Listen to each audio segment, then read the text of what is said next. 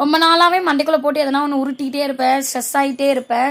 ஸ்ட்ரெஸ்ஸே இல்லைனாலும் நான் யோசிக்கிறதாலே எனக்கு ஸ்ட்ரெஸ் வந்துடுதுன்னு நினைக்கிறேன். இந்த பழக்கத்தை ரொம்பவே மாற்றணும். இப்போல்லாம் யார்கிட்ட பேசினாலும் மைண்டுக்குள்ளே ஒரு சைடில் ஒரு தாட் வந்துக்கிட்டே இருக்கு. உண்மையாலுமே இவங்க நல்லவங்களா இல்லை கெட்டவங்களா இல்லை டைம் பாஸ்க்கு பழகிறாங்களா, எல்லாம் நம்மக்கிட்ட எதனா காரியம் ஆகணும் அதுக்காக இந்த டெம்பரரி ஃப்ரெண்ட்ஷிப் மாதிரி வச்சுருப்பாங்க இல்லைங்களா, காரியம் ஆகிற வரைக்கும் நல்லா பேசிட்டு அதுக்கப்புறம் விட்டுட்டு போகிறது, அதுக்காக பழகிறாங்களா அப்படின்னு தோணும்.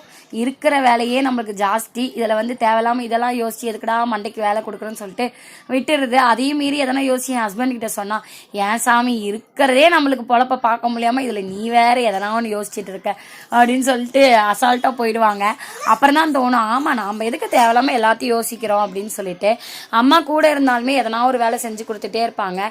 இன்னைக்கு லஞ்சு பார்த்தீங்கன்னா ஒயிட் ரைஸ், சின்ன வெங்காயம் பூண்டு போட்டு புளிக்குழம்பு பண்ணியிருந்தேன், கொத்தவரங்காய் பருப்புசிலி. எனக்கு தெரிஞ்சு ஸ்கூல் ஸ்நாக்ஸ்க்கு பருப்புசிலி எடுத்துகிட்டு போகிற ஒரே குழந்தை அமிதேஷா